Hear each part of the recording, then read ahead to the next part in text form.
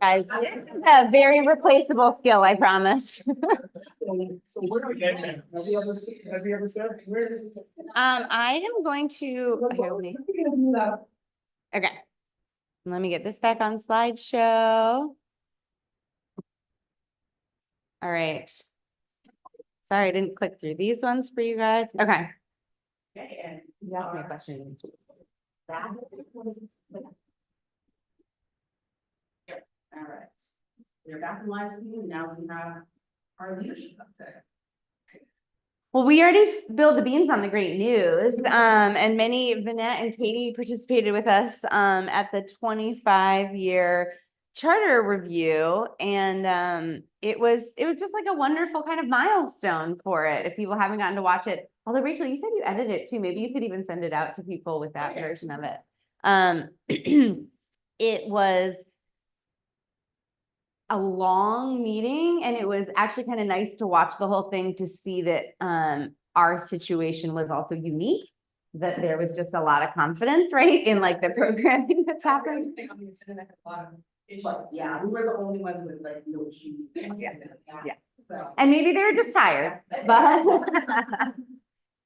so yeah, we got to speak about the school and milestones and accomplishments.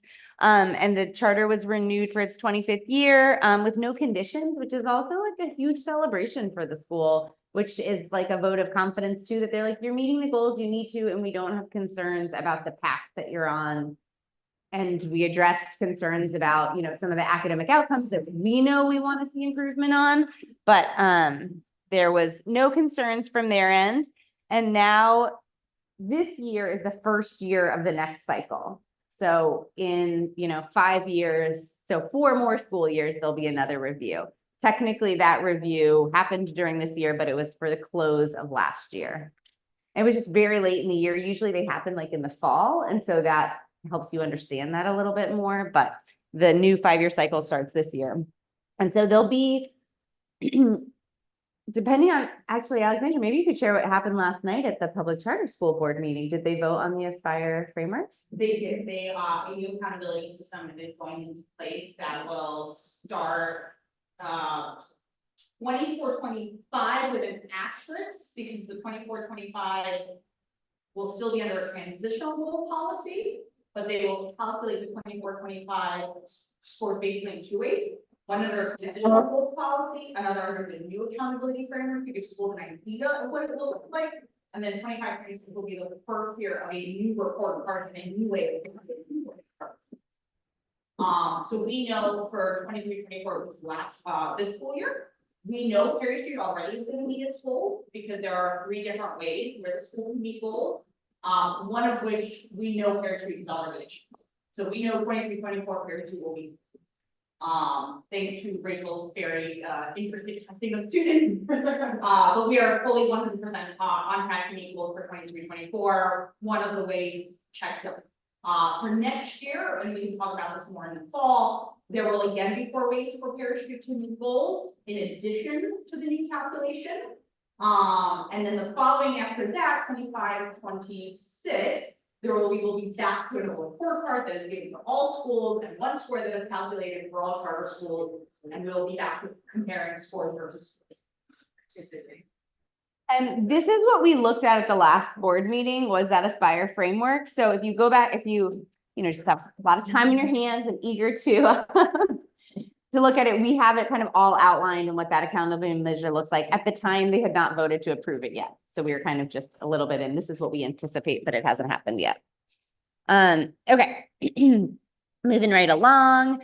There's not a lot to note in terms of compliance or procurement. We are renewing right now just all of our big contracts that some years we go out to bid for. This didn't feel like the right year for me to be starting a new contract with somebody, but we've had great services.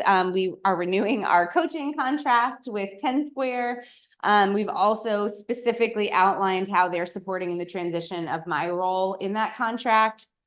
We're renewing with EdOps, which is our accounting and financial firm. Some of us on the finance committee met yesterday with our point person from EdOps as well.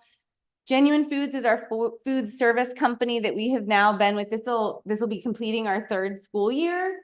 And we just finished our National School Lunch Program admin review. I think, there's always more to be desired when it comes to school food, but they've done a great job of providing meals every day on time at a price we can afford to pay to be free of charge for every student. And I think that that is something. Sterling Speech Services is actually not just speech services. Pardon? Oh, Yeah. It might be toward the end. Mhm. I know you have the NA upcoming and some of the renewals. Does that mean that there's multiple years remaining for the renewals, or like the last year?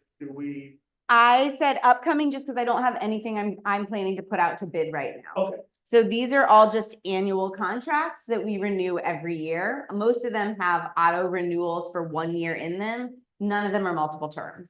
So that's a great question. EdOps was actually one that proposed a multiple terms because they had some increases this year. And we actually said, we'd just like to continue doing 1 year at a time. It just gives us a lot more opportunities to be reflective on an annual basis. Pretty much any of them we can renew annually. okay. But so yeah, the fact that we've been with Genuine Foods for 3 years is just that we've renewed it for 3 years in a row. It's not that it is a 3-year term. Thanks for asking that. And then the same for Busy Bee. So Sterling Speech Services currently provides us with all of our special education related services. So that includes evaluations by psychologists. It includes occupational therapy, speech therapy, physical therapy as needed, and speech and language therapy. There's a possibility we are getting to a point where we are actually going to propose hiring our own speech and language pathologists because we have such a high number of students receiving those services. But for right now, we'll continue using our related service provider. And that's the director of student support is really spending some time right now looking at next year's levels and thinking about what's going to be the most strategic. So is there a school psychologist on staff, or does Sterling provide? They provide it. So we've had the same person. Her name is Dr. Thomas, right? Like they are a contractor, so they're not a school employee, but they are here on site. They're known, people know who they are. It is incredibly difficult for a school to try to hire their own psychologist simply because of the finances of it. And how desirable those roles are that they can really, for their own business sense, do the best Got it. working for a contractor. There are 5 social workers for on-site at school. Yeah, so that's a great point. And actually so we provide our behavior support and a lot of therapy and clinical support directly. The psychologist that we use is only doing evaluations. So she's doing really high level evidence evaluations that she is trained to do. Our own clinicians are delivering the services associated with them, right? They can also diagnose if and when it feels appropriate and they have like the tools that are appropriate to diagnose a student. But for the most part, we leave that kind of separately also to a psychologist who doesn't know our kids as well because it gives a little less bias. And our own clinicians, and there's 5 of them, right? So 3 are our employees and 2 are partner employees that work full-time here, but are funded through DDH. Thank you. Mm-hmm. For asking. And then Busy Bee is the last one that we're renewing that's at that over $25,000. That is who is providing our cleaning, janitorial, and HVAC maintenance. They have been a partner with us for a very long time. I have actually gone back out to bid with the Community Purchasing Alliance in the number of years they've been here, but we haven't had anybody come in under with the same services offered. And then this is the big action of today, guys. The budget we need to review, talk about, Finance Committee looked at yesterday. I don't know if Katie, you want to give any overview or yeah. Well, the general overview is that things are very positive. I think you'll see some changes in the detailed line items, but for the most part, Kelly was able to walk us through sort of what the details are. So all is well on the finance front. Yeah. No, I mean, I think we've just seen an incredible amount of stability, right? And that's what we want to see. We've seen incremental growth every year of our cash balance. We are poised to be able to make investments in the next year or 2 as we need to in the facility or in the technology. And as usual, right, our biggest expenditure is staff salaries, right, as you'd expect. And, the fact that you have the stability along predicted student numbers. Yeah, and that's a great point, Katie. If you look over at like the enrollment section in particular, it looks like a big gap, but 455 to 460 is not a big gap at all, right? We should have shown you a longer year after year timeline. When Rachel and I started, we had 306 students the first year. So we have grown substantially in the last, several years. And now though, for the last 4 years, we've been right around the same number, 3 to 4 years. We've been right between 440, 450, and we have managed to grow every year. Some years it's by like 2 students, but so it has been a positive trajectory. It seems like we're at a place that is really sustainable for the model and the interests that we have. We're a 2 cohort model at every grade. Going to 460 next year will keep that intact. It'll just give us that little extra fill in some of our classrooms. But we also have a model that will be totally fine if we enroll a little above or a little below that.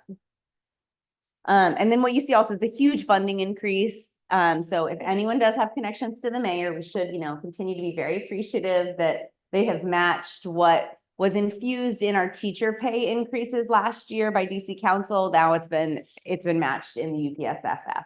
And that's really a huge piece of how we're able to maintain these pay scales and then also implement pay scales for our instructional aid team, for our clinician team, and for our assistant principals. And the whole goal there has just been market competitive, right? We're tracking to try to stay just on top of where anybody else is to make sure that that's never going to be a reason why someone doesn't want to work here, and it's a reason why they do. We have utter transparency when it comes to what we pay our teachers, and they know what to expect year to year. Our days of cash, when it comes to like what we're contributing at the end of the year, is also just an incredibly positive story. We have also, I think this chart is really interesting. This is like within the charter context for cash held at a school. We're like right where we want to be. It's a very positive place, but it's also not outside of what is totally typical. And that means we're probably doing the right thing. We have plenty of cash in the event of any emergency or any lack of funding or any major shift in enrollment for year to year, but we also are contributing enough annually to make sure that we're ready for investment. And this building will consistently and always require investment.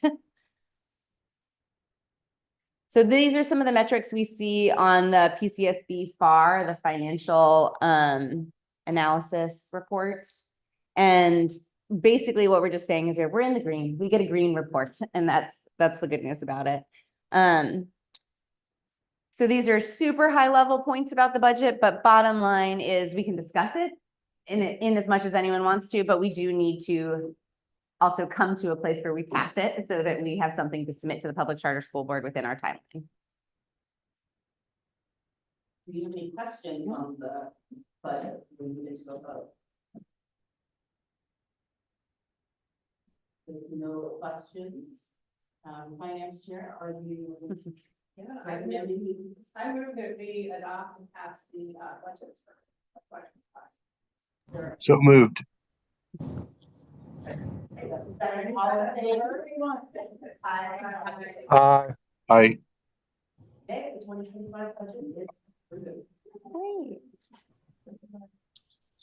All right. Governments? Yeah, so board survey, there's still a couple days left, we're in sections, a week and a half about left to complete the board survey. Just a reminder that we do check the results, and we do dictate changes, improvements, adjustments based on what people say. Thank you to about more than half of us who have completed it so far. I realized I sent out the note last night and I can use on mine, and I'm all pinging everybody. I have closed it out and so yeah, just a reminder to finish that. So I usually sometime over the summer take a peek at where we landed on survey results, and we'll plan to work with Alexandra on adjustments we can make that make the board experience more impactful, enriching, and by extension benefit the school. The calendar is not done yet, but we do also try to work on that around the summer. we talked a little, Rachel, around what board engagement looks like in school next year. That conversation will come later as well, but it's, I think something that collectively, there's a lot of commitment to. We just need to figure out like what are the right levers for us to actively move to action. Not on the slide, but we talked about it in closed session. You got a vote, for officers today. We've got a treasurer position to fill, a chair and a vice chair position. And depending on how those shake out, there may be some committee roles, but it doesn't look like it. Those would just be preferential and optional folks wanting to raise their hand and take on committee leadership roles. We do have some trustees rolling off, so I do want to take a moment just to thank everyone for their years of service. Some maybe are in the decades category. The school wouldn't be here without the work and time and commitment and partnership with school leadership that you guys have offered. So just on behalf of governance, but I'm sure everyone will share their personal thoughts with you in time. Thank you so much for the work that you've done.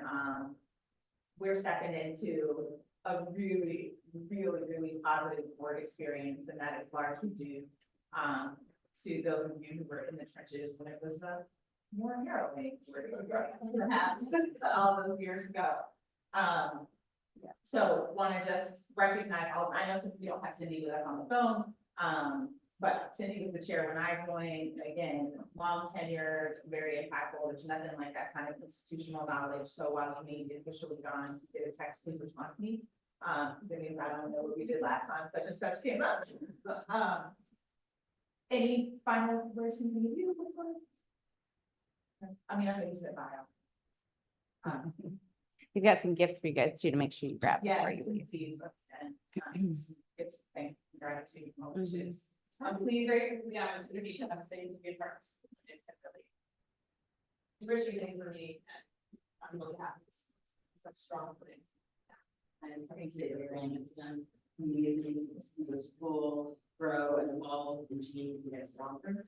And to see this board here today that is so wonderfully diverse and strong and smart. And I think you guys are going to do amazing things for in the next 5 years. Same for us. and you'll still get invitations to things, just so we can commit to that. Don't have great version. Keep you on the events calendar, but yeah, don't be a stranger, please. You're part of the community now, and push. What can I put you? I don't know what's on the next slide, but I think before we move to the next committee, you got a question? I would say. Yes. Hi, guys. Trish? I like our teachers. We had some outstanding growth on that this school year, and it's literally all because of our teachers. They have worked so hard this school year. I can't even the exact numbers for the same time. We were in like the 60s. Yeah, we were well above average ELA and it's really because they worked hard on themselves also. This is probably one of the best school years we've had. 100%. Definitely the best school years we've had. So I just don't have anything to say. They're an awesome guy. We're excited about bringing them actively to do better next school year. And that's down meeting. Yeah, thanks for being part of that. Absolutely. Rachel, if there's some sort of way the board can recognize them, if that's a note, if that's a card, if that's a party, whatever that is. I know the end of the year is a crazy busy time. But please let us know if something occurs to you that we've got a meeting goal, and if we don't take that lightly. Maybe, the teachers did crazy, so I don't want to be like a Debbie Downer. And maybe this was covered over the course of the presentation. The turnover, what's the rough turnover number? I'm imagining you've already had the conversations of who's being renewed, either on one direction or the other, who's moving, who's recommended to move. So how many people are coming back? What's the kind of the rough? I think that was. I'm literally doing a percentage right now because I'm trying to decide like what is, so 88% of staff right now are slotted to return, but that also only means we're losing 6 people. It's like a very small number. And, it's all in context, right? I think we are on a public live streamed board meeting too, so I don't want to be too specific about anyone's like specific personnel. But we've got folks going to grad school, we've got folks retiring, we've got folks moving on. Got it. And it's a pretty small number, right, for an 80-person staff that really is an annual turnover. So I think we have some really exciting new people coming in too, that some of our assistant principals have been working really hard to recruit. Rachel's checking my math here too. 6 people. I did it really fast, and we could kind of send even out to the board a more detailed analysis of like what that rationale is. We have shared that in the past, like of what category anyone who's transitioning is. But I think we're in a very positive place. We've got very high veterans coming in too to backfill. Like we're not, we don't have anyone coming in at year 1 or year 2. And I don't know. I remember you, because I think I asked this question last year, you preemptively have different positions listed, just to make sure that there's enough coverage. So in September, like that's when the chart comes out. You're right. So based off of the projected turnover and the recruitment, those slots have been ostensibly filled. I think we have 1 teaching position open still with lots of candidates in mind, right? So, but and we've actually currently, I think I was telling the finance committee this, like we've given approval to actually overstaff in 2 places just because we had vacancies that sat this year, and we know that people's minds change in the summer, they move, their family changes. So we're actually right now slotted to be overstaffed, which is a great place to be in, by about 1.5 people is like what we're overstaffed by right now. But yeah, it's been exciting. It was a slow start to the recruitment season, and I think we were all a little bit nervous because we were like, we've got some spots to fill, but all of a sudden, like within the last month, it seems like maybe just, I don't know, the climate was a little different this year, but we have filled with very excited folks, and they've been coming to visit. Rachel, you've had a few of them just come to observe classes and things like that. And then just historically, like when Helen first got here, at first it was like super rough. We had to a lot of people. And then slowly as a school got better, like by our 3rd year, like we weren't as well English. And then we came to one the next year. So then COVID happened.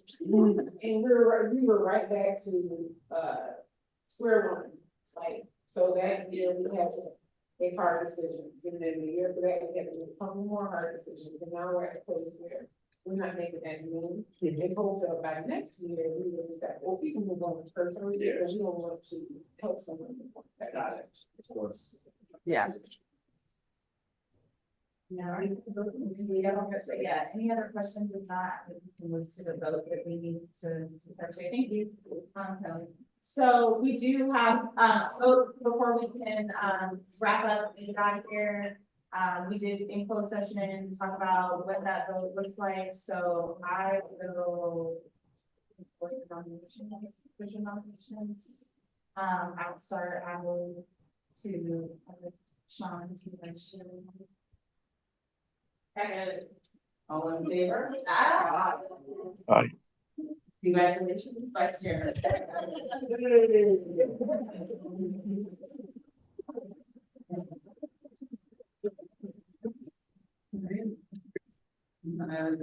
we have a treasurer role. I move to elect Andrew to the treasurer role. A second. All in favor? Aye. Thank you. He said thank you. I heard him. Of positive tomorrow. I'm trying to get in the shop. And finally, Chair. I actually. I actually would like to nominate Sydney as interim chair as a bridge for the summer with Hassan moving into the chair role. Since we're losing the net, just to onboard you better. And if I need to clean that up, let me know. I think we would just want, no, it's fine. but then we will need a second. Unless, I think our bylaws allow you to serve in 2 capacities at the same time. Can I nominate Hassan for secretary? You can. A communicative role? Okay. So let's do one at a time. Yep, wait, for clarification. Cause I know it sounds like what's going on here. So as of today, once we carry to vote, will you all need to re-vote to position Hassan as chair? Yes. Yes, yes. Are you okay with that? Okay. Proceed. Is that a motion? So we're moving to nominate, Yeah, I can. Hassan for secretary. That's the role that currently is filled by currently. With Martin, then we have to vote to, and then we have to nominate Sydney for interim board chair. That we're Yeah. which we made. I need to. I think the next articulate second, we will need a second. Okay, mine will too. I mean, second. I second. All in favor? Aye. So, congratulations, Mr. Secretary, congratulations.